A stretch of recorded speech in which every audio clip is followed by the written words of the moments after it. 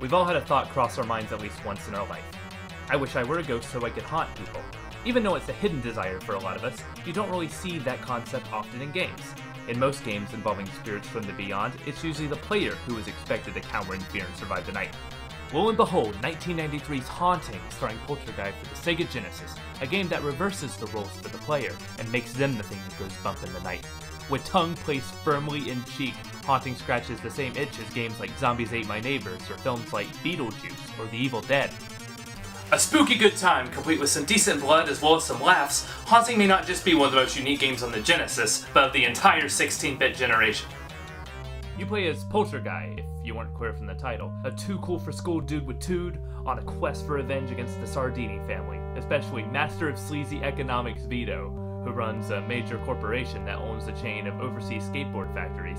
Due to Vito's complete lack of quality control, our protagonist's board breaks and causes him to face a fatal accident. He's not willing to take his anger to the grave, and will not rest in peace until he has his revenge. This game, much like any good Hitman game, makes you hate your targets. I mean, look at this guy. He has his own face on the side of a moving van like he wants someone to bring him pictures of Spider-Man. These family portraits and background info, like everything else in this game, are dripping with personality. The gameplay is divided into two sections, haunting the house and escaping the underworld, but more on that later. In the house, your goal is to scare each member of the family enough so that their fear level reaches max, and they run out of the house screaming. You do this by possessing what the game calls fritems. Blue fritems work like traps and lure your target to them. Yellow ones are triggered manually, and green ones are directly controlled. The fritems are the real star of the show here, ranging from hilarious to gory to a little of both. Here's my personal favorite. You can use the different colors in tandem with each other to guide a victim where you want. For example, you can activate a blue frightem towards the door, use a yellow one to scare them on their way there, and then use a green one to scare them out of the room. Once you successfully cleared the room, you will earn Ecto, that Nickelodeon slime-looking stuff, to refill your constantly draining health, or Ectometer. Your Ectometer slowly trickles down over time. The more fritems you use in one room, the more you get back. However, you have some other hazards in the houses that can drain your meter faster.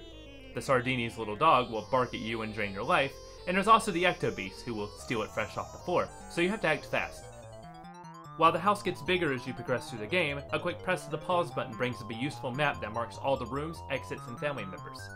The fritems aren't the only thing you have in your arsenal. You also have a few power-ups. Super Scare, which raises a fear meter by placing a bomb, leaving the room, and then pressing the A, B, and C button. Voodoo, which lets you throw bombs for a quick scare. Dog Off, which distracts that annoying dog from barking away your Ecto. Zombie Eyes, which lets you scare a victim with a zombie version of another. And Extra Ecto, which completely refills your life bar. You pull up the menu bar with the C button, and something I learned while writing this review, your Ecto bar stops draining while you're looking at your menu. It's really nice.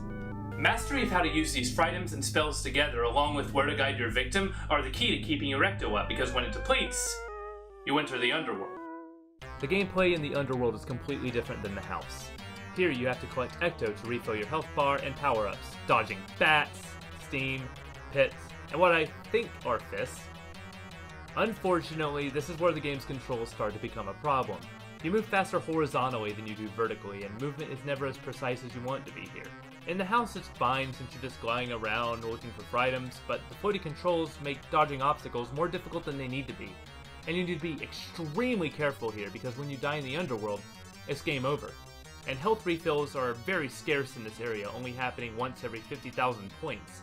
These sections are short enough not to become a total annoyance, and once you get really good at the game, you can avoid all the optional underworld sections, but they still get in the way of the real fun. However, Polterguy's exit animation is really good here. In fact, all of the animation in this game is top-notch. Each family member has a unique set of scare animations that are almost as entertaining as the scares themselves. Every Sardini has their own personality, and Polterguy just looks like he's having a great time there. I'm right there with you, buddy. This presentation is accompanied by stellar sound design. That Genesis sound chip makes for some great screams and a cornucopia of weird sound effects for the fritems. The music is pretty diverse. The transitions between houses, the dungeon, and the story screens all have some kickin' music.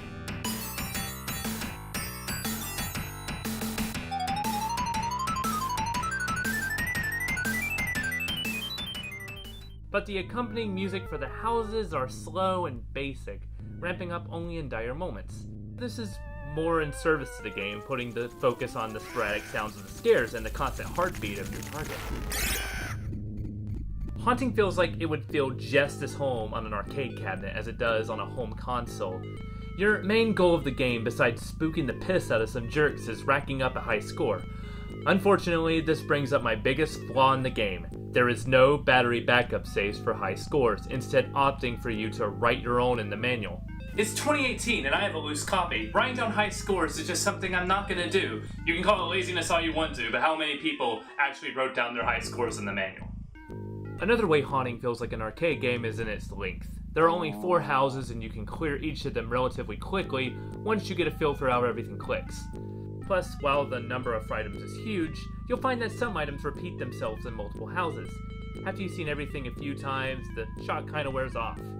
If you're looking to spice up the gameplay a bit, try 2-player mode. It's more competitive than co-op in the sense that you and a friend are competing for a higher score, and it gets chaotic in the dungeons when the two of you are playing at the same time.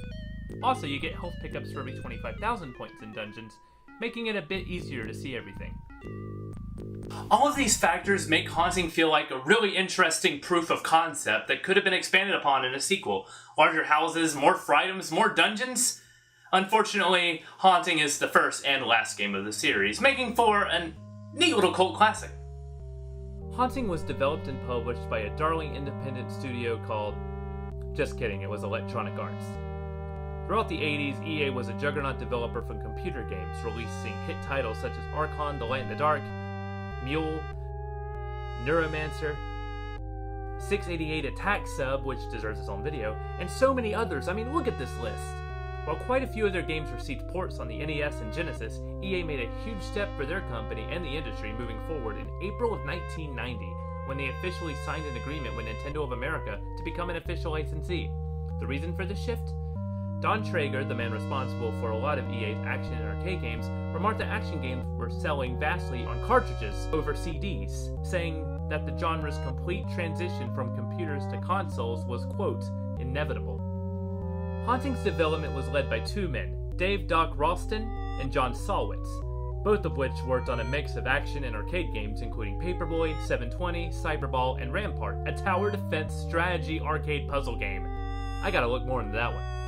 When you look at these two's history together, Haunting's length and structure starts to make a lot of sense. As I said before, Haunting would feel just as much home on an arcade as it does a console. At least on an arcade, you would be able to save your score! Let it go, Michael. Let it go. Haunting's home would be exclusively for the Genesis until 2006 when it was released on the PSP as part of the EA Replay compilation, which released to mediocre scores. It's hard to say whether the port is good or not, as reviews are conflicting about whether the emulation is perfect or shoddy.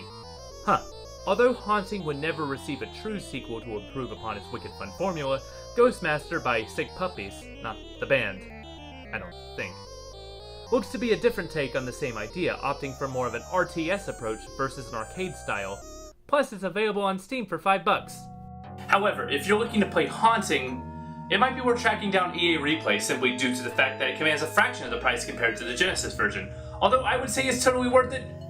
The short length might rub you the wrong way for a $60 complete in-box copy, but however you decide to play it, Haunting is a neat little gem that shouldn't stay invisible.